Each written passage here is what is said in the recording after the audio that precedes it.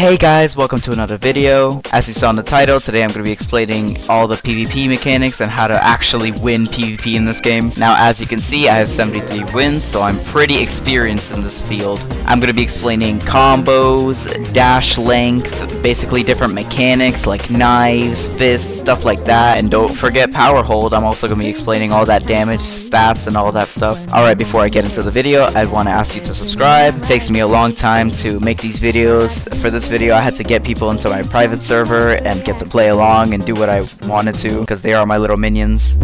It also takes an even longer time to edit these videos, so if you subscribe, it would mean the world to me. Also join my Discord if you want to be part of these videos, because I ask people from my Discord to join so I can make this video. We're also going to be doing fan games for game passes. If you win one of the fan games, you get a free game pass. So join my Discord if you want all those benefits. Alright, let's get straight into the video. Alright, the first thing I want to talk about is dash length. A lot of players don't know what the dash length is, and that causes them to miss a lot of dashes. Dashes are very crucial because they combo start. Yes, I said combo start. There's combos in in-game, guys. Yeah, I know. I know I need to get a job. I'm sorry. There are 3 weapons in the game that have dashes, which are Fist, a weapon they use in Squid Game, Fork, a weapon that you can use in Lights Out or Final Dinner, and Bottle, which you can use in Lights Out and Final Dinner as well. Now basically what I have to explain is when you want to dash, when you want to move forward with the knife, like do a little piercing action, you have to be running. This is walking. This is running. If I have my fork out and I'm not running, I'm walking, I do an M1. That's just a little hit. You can do it as much as you can. It does like 1, 2, and that does about 40 damage. Now dashing, you do have to run. So look, I start running, I M1, and it does a little piercing attack. It does have a little bit of a cooldown, maybe like 5-6 seconds, like, and then there you go. It does about 20-25 damage. It does good damage. So, and basically after you learn these mechanics, you can do things called combos. Now combos are pretty hard because you have to understand all the timings and the range. So once you understand the range of your dash, so the range of the dash is about 2.5 beds. So he's like at the edge of that one. So I'm gonna dash right here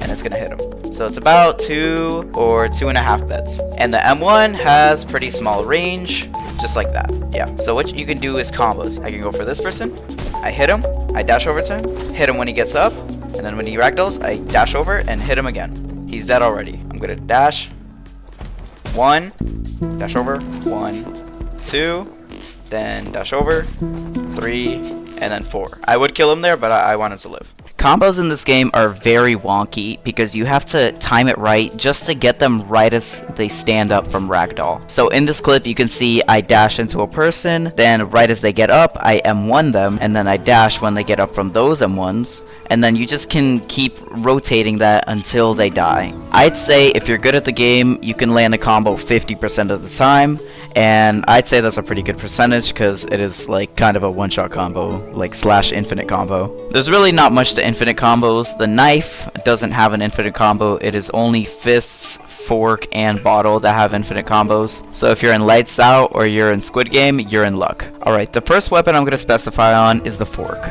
It is one of the choices you get in Lights Out or Final Dinner, and it is my go-to choice of weapon in those games. The fork is very good for offense. If you don't get hit a lot, the fork is very good to use because the fork has faster M1s, I think a little bit of a faster dash, and has pretty much the same damage as Bottle, but it's just overall better in speed. The kimbop that you get with the fork in Lights Out is very bad because the animation is very long for such a small heal, so you're likely to get killed if you're running from somebody and trying to heal. The next choice of weapon I'm going to talk about is the Bottle, a go-to choice for most of the player base in this game. The Bottle is a very good choice for healing and offense. Most people use this because on the first dash or the first M1, the Bottle cracks and it does about 40% damage, which is very good to scare off your opponents. The heals are also very good. The Soda and the Onigiri have pretty fast to mid speed animations which can heal you very good in a fight if you're fighting. The drawbacks to Bottle is that it has very slow M1s. It's very hard for me to land a full one-shot combo with Bottle because of the M1 speed messing me up. So take this with a grain of salt, but I love Fork better than Bottle any day. The next thing I'm going to talk about is Knife, the only weapon you can use in hide and seek. Now the knife has no dash attack. Even if you're running, there's no dash attack. You can't even run as a hider, so that there's no dash attack. There was a dash attack on release, but not anymore. So basically the knife does about, let's say, 1 hit. It's the same as a fork or a bottle. So 1 hit does 20%, and the second hit does like 20% too. So it's 40% if you land an M1. Now the special thing you can do with a knife is if you get behind a person, you can perform this thing called a backslash, which is, it does way more damage. Now this is good if someone's running from you, and if you catch up to them, you can do a backslash. Like if I'm really behind this man, I'm just gonna do a backslash. See? So if you're chasing after somebody, it's very good to do a backslash because it's a whole animation and it does a lot of damage. It does like 40% damage. You don't even need the M1 combo. So a backslash does about 1, 2, 3. Does about, oh, it does like 35 damage. Okay, so what we're gonna do, I'm gonna run after him, and this is why backslash is very good, because if you're running after somebody, you catch up to them, maybe you can do a dash, and then you do a backslash. And this is to catch them. Come here! Where are you going? Where are you going? Come here, I know you wanna hide! Come here! Ah! Come here! I know you wanna run, but you're gonna run out of stamina! Now let's move on to dodging in hide and seek. A dodge is basically a counter, like a counter in Heroes Battlegrounds or the Strongest Battlegrounds. You have to hit it right before somebody hits you with a knife, and you perform a little bit of a dodge and you don't take damage. Sometimes when you perform the dodge correctly, you get the dodge cooldown back. And if you hit the dodge 3 times in a row, you do an animation where you grab the knife of your opponent, you kick them back, and that stuns them for about 10 to 15 seconds. More than enough time for you to run away.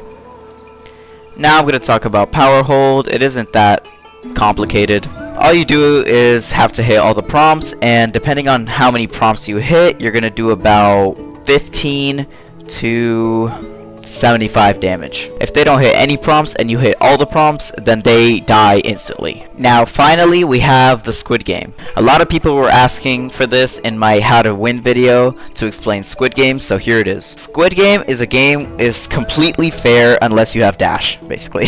Dash is the only thing that can help you in Squid Game. No other abilities can be used. I'm pretty sure Black Flash got patched, so you can't even use it in final game anymore. So it's completely fair unless you have dash. Anyway, fists are basically the same as bottle and fork. It has the same M1 speed as fork, and it doesn't have that big damage on the first M1 as bottle, but you can still do the infinite combo with fists.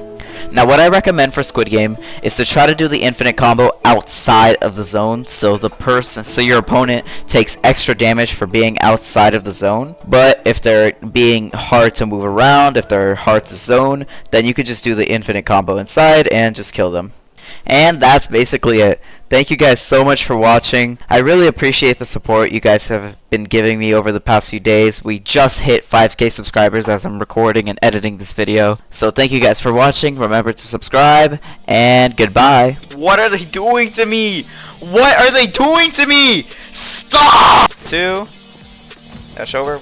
Oh my god, I can't hit anything. Come here! Come here! Ah! Who's next? Who's next? Here, let me eat that. 20% minute. Oh my god, I can't speak.